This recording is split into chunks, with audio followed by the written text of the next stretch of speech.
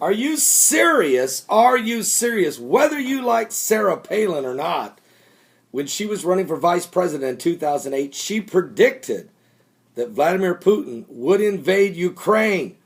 People laughed her to scorn and said, what, she's looking across from her house, she can see Russia? Well, maybe she did. Here's Sarah Palin in 2008, her own words, telling us exactly. She knew that the Obama administration, if he was elected, would be a failure in foreign policy, and her predictions came true on every account, including this one. And then after the Russian army invaded the nation of Georgia, Senator Obama's reaction was one of indecision and moral equivalence, the kind of response that would only encourage Russia's Putin to invade Ukraine next. That's crisis scenario number 4. Nobody believed her when she said that. They just blew her off like she's nuts. Here we are today with Vladimir Putin, right after the Winter Olympics is over, that let the games begin.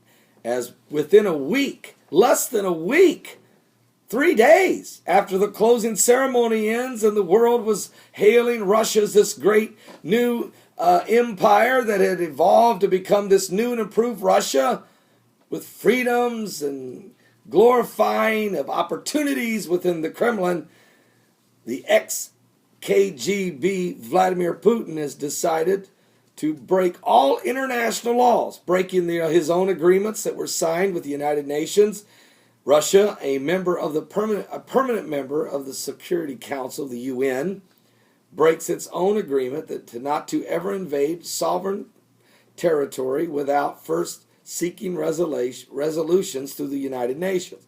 Also breaking an agreement that was signed, that Russia did with the EU, never to invade nations without first trying to come up with a compromise or work out a relationship with that nation according to the European Union.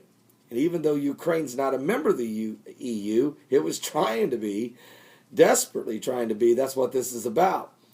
And number 3, Vladimir Putin breaks his own agreement with the Ukrainian government, promising never to invade them again since they had received their independence. But here he is today, troops on the ground, 15,000, another 3,000 unmarked Russian troops with no identification other than speaking Russian and drinking vodka. There are tanks, military vehicles, aircraft, helicopters.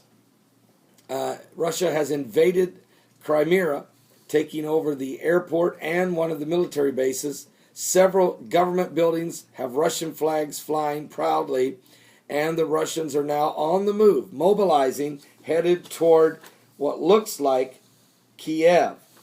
Let me just tell you what else is going on. We have a report right here. A convoy of hundreds of Russian troops have headed toward the capital of Ukraine's Crimea region on Sunday, a day after Russia's forces took over the strategic Black Sea Peninsula without firing a shot. There's no response. So not only is Russia going to go in and secure the entire peninsula of Crimea, but then next they will go toward Kiev. There's already reports of forces into the mainland of Ukraine headed in that direction.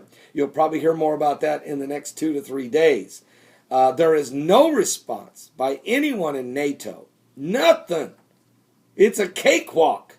And the poor innocent people of Ukraine are at the mercy of the tyrant, Vladimir Putin.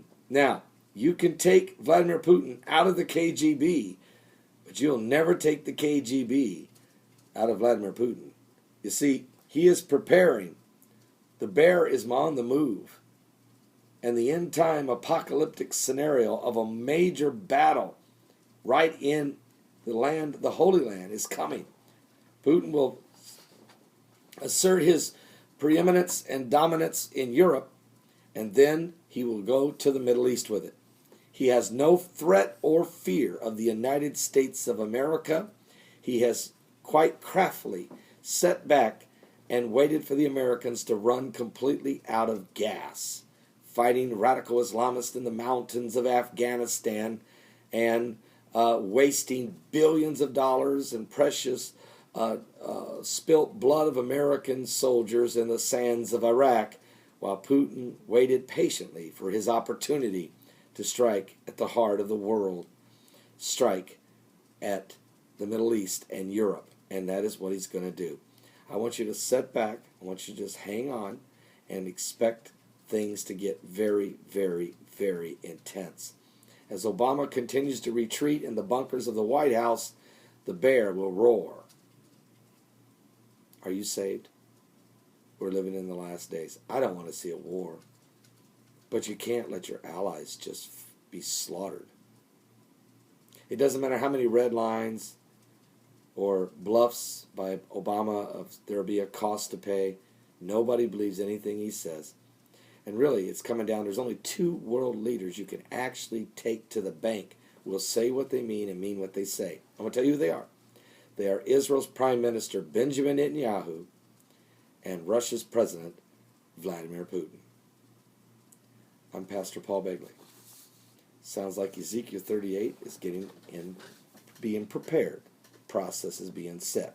The table's being set as we go further into Bible prophecy. Now, there's some other things got to happen first.